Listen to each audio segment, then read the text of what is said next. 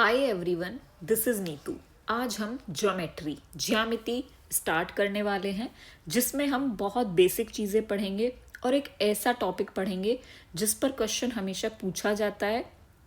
तो उस पर हम कैसे अंडरस्टैंडिंग डेवलप करेंगे ट्रिक्स की हेल्प से, जिससे कि आप कभी ना भूलें और क्वेश्चन गलत ना करें। और छोटी छोटी चीज़ें पढ़ेंगे जिनके मैंने आपके लिए नोट्स भी बनाए हैं, तो आपको कोई प्रॉब्लम नहीं होगी समझने में। तो आइए स्टार्ट करते हैं छोटी छोटी चीज़ों से। सबसे पहले बिंदु एक सूक्ष्म स्थिति है जिसकी ना कोई लंबाई होती है, ना चौड़ाई, ना कोई मोटाई होती है। जैसे कि छोटा सा पॉइंट, यह बिंदु है। रेखा रेखा पहले हम समझते हैं दो चीज़ें। एक होती है रेखा खंड, जिसे हम रेखा भी बोल देते हैं, और एक होती है किरण। किरण का मतलब होता है जिसका कोई अंत बिंदु नहीं होता, जो कहीं से कहीं तक भी जाती है, तो वह कहलाती है किरण। लेकिन अगर किसी का एक निश्चित बिंदु होता है कि यहाँ से शुरू होकर यहाँ खत्म हो गई, तो वह होती है रेखा खंड। और जिसका कोई अंत बिंदु नहीं होता उसे हम ऐसे एरोज से रिप्रेजेंट करते हैं, जिसे हम रेज बोलते हैं या फिर किरण। रेखाएं कई प्रकार की होती हैं, जैसे सीधी रेखा, तो एक स्ट्रेट लाइन सीधी रेखा हो गई। वक्र रेखा क्या होती है, जो ऐसे करके कुछ ऐसे बनती हैं।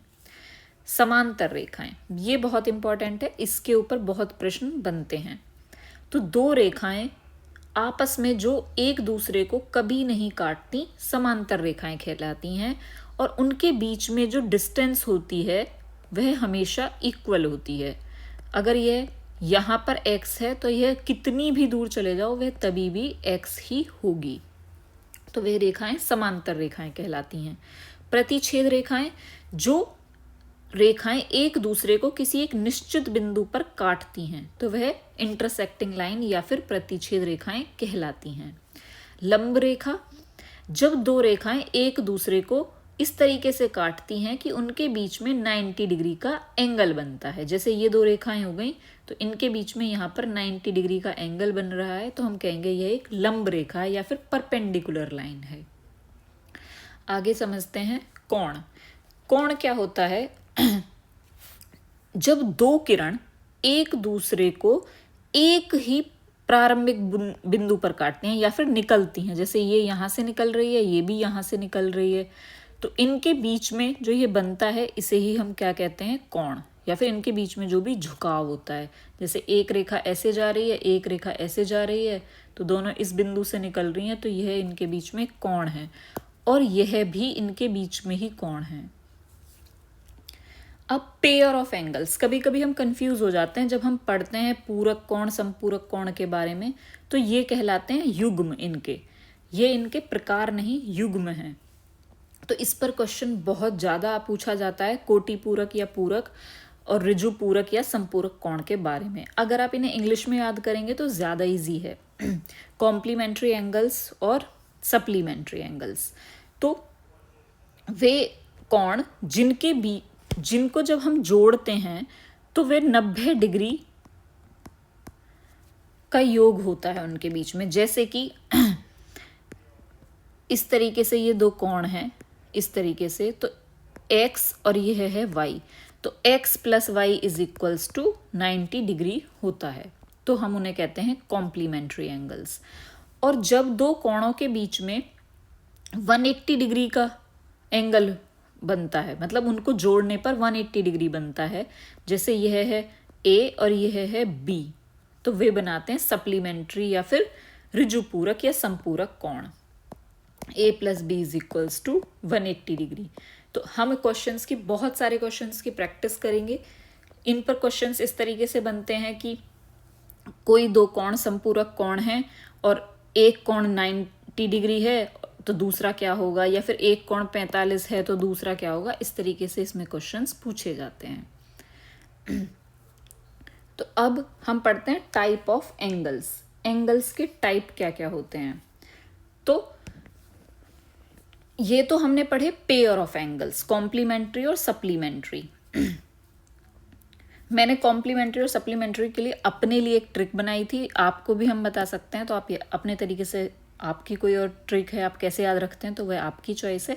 जैसे मैंने इसको ऐसे याद किया हुआ है, कॉम्प्लीमेंट्री एंगल क्योंकि कभी कभी कन्फ्यूज़न हो जाता है कि कॉम्प्लीमेंट्री और सप्लीमेंट्री में कौन सा है। तो मैंने ऐसे बनाया है, सी जब हम लिखते हैं फिर ऐसे कर देते हैं तो 90 डिग्री बनता है, यानी कि 90 डिग्री वाला कॉम्प्लीमेंट्री है, और सप्लीमेंट्री में ऐसे करके बनता है तो ये 180 वाला बन जाता है।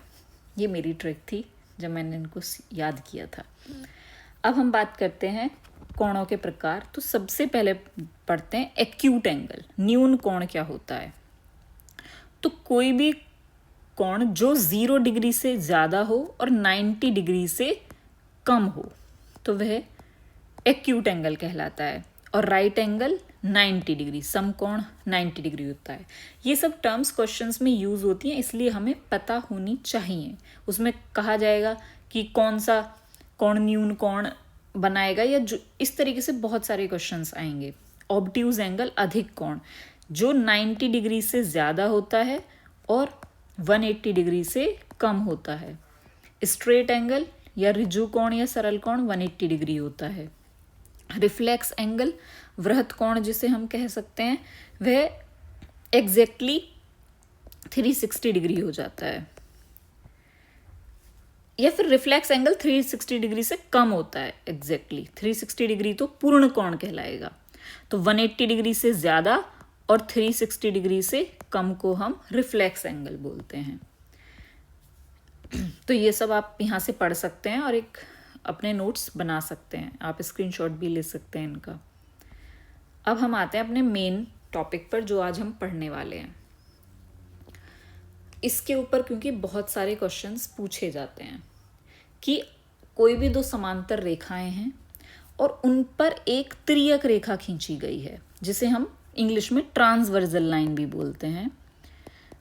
तो इनमें बहुत सारे रिलेशंस होते हैं इन कोणों के बीच में, तो हम उन्हें सीखने वाले हैं आज। तो स्टार्ट करते हैं। सबसे पहला होता है वर्टिकली अपोजिट एंगल।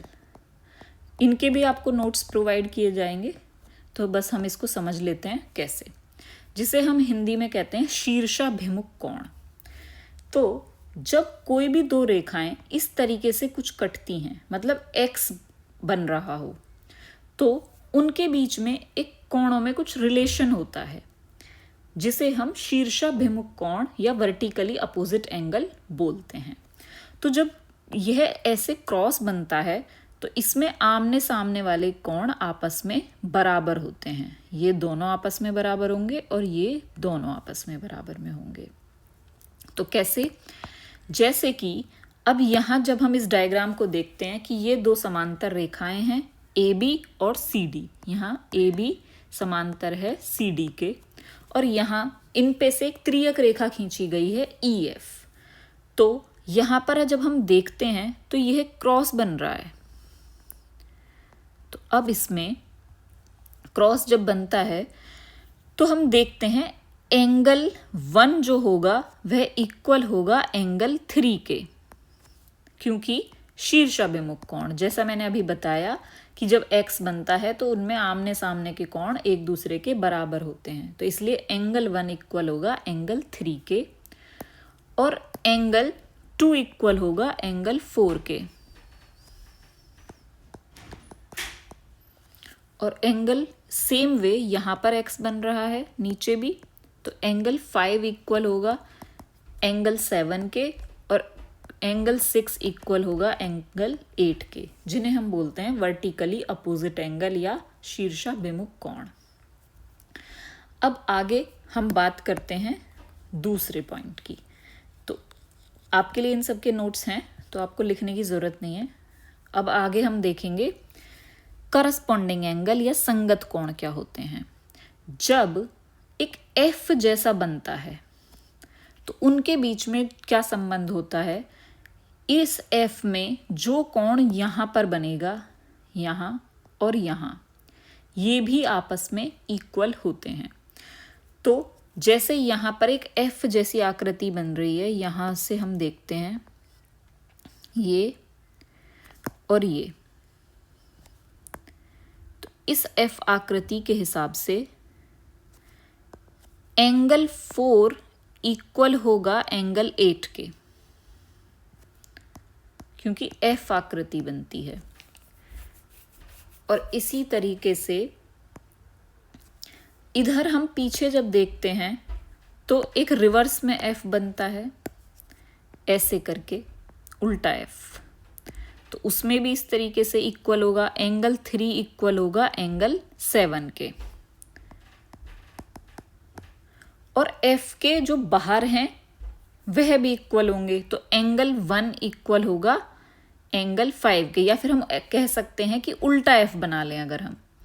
अगर हम उल्टा एफ बनाएंगे तो ये आपस में इक्वल हो जाएंगे। जैसे ये एफ है, उल्टा एफ, तो इस हिसाब से एंगल 5 इक्वल होगा एंगल 1 के, और इसी तरीके से एंगल 2 इक्वल होगा एंगल 6 के, जब हम उल्टा एफ बनाएंगे इधर की साइड को। ऐसे ये एफ बन रहा है। तो इस एफ वाले जब हमें दिखेगा कहीं भी डायग्राम में एफ जैसा बन रहे हैं नंबर, तो वो आपस में ये दोनों इक्वल होंगे, या फिर अगर एफ उल्टा बन रहा है तो ये दोनों इक्वल होंगे, तो जिन्हें हम बोलते हैं करस्पॉन्डिंग एंगल या फिर संगत कोण। अब आगे बात करते हैं ऑल्टरनेट इंटीरियर एंगल्स, एकांतर आंतरिक कोण की। जब हमारी आकृति Z जैसी बनती है या फिर उल्टा Z, तो ये दोनों एंगल्स आपस में इक्वल होते हैं। जैसा कि यहां पे ये आकृति Z जैसी बन रही है,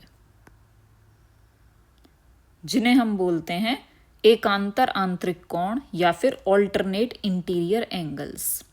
तो एंगल 3 इक्वल होगा एंगल 5 के, एंगल 3 इक्वल होगा एंगल 5 के। और सेम वे अगर हम उल्टा Z बनाएंगे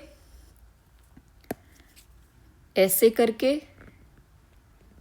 तो एंगल 4 इक्वल होगा एंगल 6 के। अब आगे देखते हैं ऑल्टरनेट एक्सटीरियर एंगल या फिर एकांतर बाह्य कोण क्या होता है। तो जैसे हमने यहाँ पर जब Z बनाते हैं तो जो बाहर दिखता है वो भी आपस में इक्वल होते हैं, तो उन्हें हम बोलते हैं फिर ऑल्टरनेट एक्सटीरियर एंगल्स। जैसे कि अब यहाँ बाहर दिखने वाला Z के ये और ये एंगल 2 इक्वल होगा एंगल 8 के, तो जब हम उसे बोलेंगे ऑल्टरनेट एक्सटीरियर एंगल, क्योंकि Z के बाहर है, तो एंगल 2 इक्वल होगा एंगल 8 के। सेम वे जब हम उल्टा Z बनाएंगे इस तरीके से, तो एंगल 1 इक्वल होगा एंगल 7 के। इस तरीके से बनाएंगे तो एंगल 1 इक्वल होगा एंगल 7 के, ये एंगल 1 इक्वल होगा एंगल 7 के। तो इन्हें हम बोलते हैं ऑल्टरनेट एक्सटीरियर एंगल्स।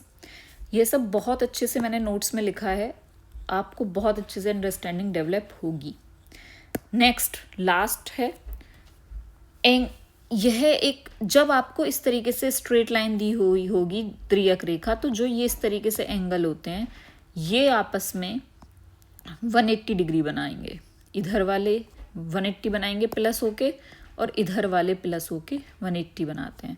तो एंगल 3 और एंगल 6 को जब हम प्लस करेंगे तो वह 180 डिग्री होता है, और एंगल 4 और एंगल 5 को हम प्लस करेंगे तो वह भी 180 डिग्री होता है।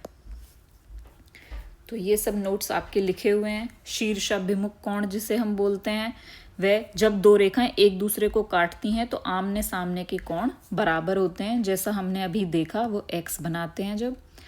और जब संगत कोण त्रियक रेखा के एक ही तरफ और समांतर रेखाओं की एक जैसी स्थिति यानी कि f जैसा जब बनता है तो ये आपस में बराबर होते हैं, या फिर उल्टा f। और फिर नेक्स्ट होता है एकांतर आंतरिक कोण। एकांतर आंतरिक कोण समांतर रेखाओं के अंदर की तरफ जो Z बनाने पर बनता है, तो ये आपस में इक्वल होते हैं, और ये बाहर वाले भी आपस में ऐसे इक्वल होते हैं। फिर नेक्स्ट है हमारा एकांतर बाह्य कोण, समांतर रेखाओं के बाहर की तरफ, जो हमने ऑल्टरनेट एक्सटीरियर अभी बताया। अंतः कोण जो अंदर ये बनाते हैं प्लस वाले, वह 180 डिग्री, उसे हम बोलते हैं अंतः कोण। तो बस आज के लिए इतना ही। आप सबसे पहले ये सब समझेंगे अच्छे से, तब आपको आगे वाले क्वेश्चन सॉल्व होंगे। तो बस आज के लिए इतना ही। आप इसकी प्रैक्टिस कीजिए और फिर हम आने वाले नेक्स्ट वीडियो में इस तरीके के बहुत सारे क्वेश्चंस करेंगे प्रीवियस ईयर। तो जब आपको इन सभी पॉइंट्स की अंडरस्टैंडिंग डेवलप हो जाएगी तभी वह सब समझ में आएगा, इसीलिए मैंने एक ही वीडियो में इंक्लूड नहीं किया है उनको। तो बस आज के लिए इतना ही। Thank you for watching. और मुझे कमेंट सेक्शन में बताएंगे आपको ये सब समझ में आया या नहीं आया।